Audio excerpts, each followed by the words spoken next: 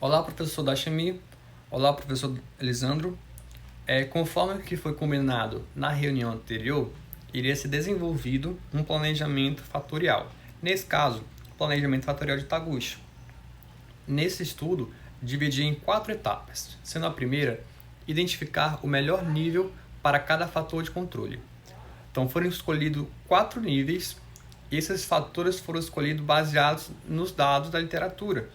Quais são as variáveis que mais estão sendo analisadas, quais são as mais importantes. Nesse caso, o pH tem um papel fundamental na síntese. Em certas regiões, ele consegue promover a maior disponibilidade de biomoléculas. As biomoléculas conseguem ser desprotonadas e atuarem como agente estabilizador, de redução, de encapeamento. Então, o pH tem essa função, tem essa importância. A temperatura ela tem um papel fundamental na cinética de reação. Ela pode aumentar conforme a temperatura aumenta. Mas se a temperatura aumentar muito, as biomoléculas do extrato podem ser degradadas. E aí elas não vão conseguir atuar, realizar seu papel. A concentração do vegetal seria a fonte das biomoléculas e a concentração de nitrato de prata é a fonte dos íons de prata para serem reduzidas. Então, o nosso percussor. Poderia ser escolhido outros fatores? Poderia. Poderia, por exemplo, ser escolhido tempo de reação, mas isso fica para uma possível e futura discussão. Escolhendo 4 fatores com 3 níveis, nós realizamos assim, então, 9 experimentos. Agora, para a escolha dos níveis, leve em consideração quais seriam os contornos, né?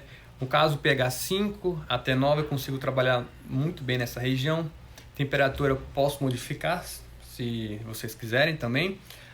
Temperatura, posso trabalhar com temperatura ambiente, pensando no impacto ambiental, na sustentabilidade. E até 80, que é uma boa temperatura, que já é muito grande. E a concentração vegetal, de 3, 5, 7. E de nitrato de prata, 1, 5, 10. Sendo 1 o valor mais comum encontrado em literatura. O que eu penso nos próximos experimentos é realizar uma atividade antibacteriana. Para ter uma boa eficiência em termos de inibição de uma cepa bacteriana, por exemplo, ela é muito mais eficaz nesse sentido quando a nanopartícula ela tem um tamanho reduzido. Então, a variável resposta seria o tamanho. E eu preciso ter um tamanho pequeno, um tamanho reduzido. Então, aquele fator de S sobre N tem que ser pouco, né? Tem que ser o menor possível. Então, menor é melhor. Menor tamanho é mais eficaz para mim. Essa seria a primeira etapa. Supondo que eu realize os experimentos e consiga ter as respostas a partir de leitura de DLS, eu tenho então o ponto ótimo no experimento 8, certo? Então esse seria já meu ponto ótimo. Isso aqui seria a primeira etapa.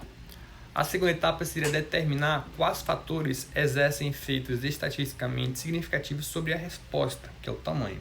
Então gerei aqui análise de variância, a nova. O programa Minitab calculou alguns coeficientes e alguns dados sobre o modelo. No valor P, eu coloquei o nível de significância de 95%. Então eu esperava que pelo menos um fator, algum termo, tivesse um valor P menor que 5%, certo? Porque aí, menor que 5% estaria naquela região da hipótese nula. Como os valores foram muito grandes, me demonstra que esses fatores não têm um efeito significativo, falando de forma estatística. E o R quadrado também é muito pequeno, 69%, quando ajustado, menor, 39%. Talvez o modelo não se encaixe tão bem quanto eu desejo. Em relação ao valor de F e de T, são valores que eu ainda não consigo interpretar. Possivelmente eu vou mandar uma dúvida para o e-mail de vocês perguntando alguma coisa sobre isso. A terceira etapa seria examinar os efeitos do fator de forma gráfica. Para o gráfico de efeitos principais para razões S sobre N na esquerda, eu verifico que quanto maior essa taxa de S sobre N, o tamanho ele é menor, ele é reduzido. Então, o ponto ótimo seria para justamente esses valores maiores, né? Então, para o pH igual a 9, temperatura 60, concentração vegetal 3 e nitrato de prata 10 seriam os melhores valores que eu consigo trabalhar, porque assim eu consigo ter uma nanopartícula menor. Na tabela acima, verifico que o posto está para o fator pH. Então, o pH em relação aos outros é o fator que mais tem um efeito significativo, aquele que mudanças bruscas de pH, eu tenho uma oscilação muito grande em relação à variável resposta. Em relação ao outro gráfico, gráfico de efeitos principais para médias, eu tenho ali, por exemplo, nessa região de 3 para 5, não tem um ângulo tão acentuado. Então, talvez nessa região não tenha um efeito tão grande em relação ao tamanho.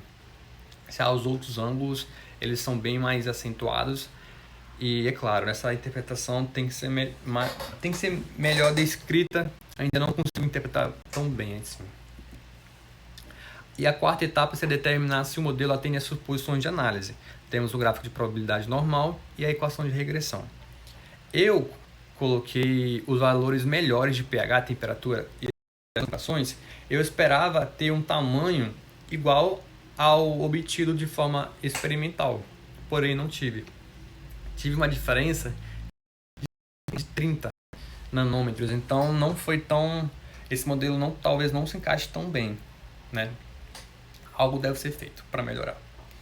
Em relação ao gráfico de Pareto, dos efeitos padronizados, eu tenho alguns termos e todos eles não cruzam a linha tracejada, o que me diz que se as linhas não cruzam, se as barras não cruzam, não são estatisticamente significativos, o que eu acho bastante estranho. Eu também gerei alguns gráficos de contorno. Se vocês relembrarem, voltar no vídeo, o pH 9 e a concentração de nitrato 10 é o ponto ótimo e realmente está nessa região de menos 50 nanômetros. E a concentração vegetal 3, pH 9 também está, mas a gente consegue até brincar com alguns valores que ainda vai estar nesse tamanho desejado. E também a temperatura de 60 graus. No gráfico da direita, nós temos aí o gráfico de superfície resposta com pH temperatura e a variável resposta tamanho. E o ponto ótimo está justamente aqui, pH 9 e temperatura de 60. Pois bem, isso aqui seria então o planejamento de TUS. Nós vamos verificar qual é o fator que mais tem um efeito significativo, qual é o ponto ótimo.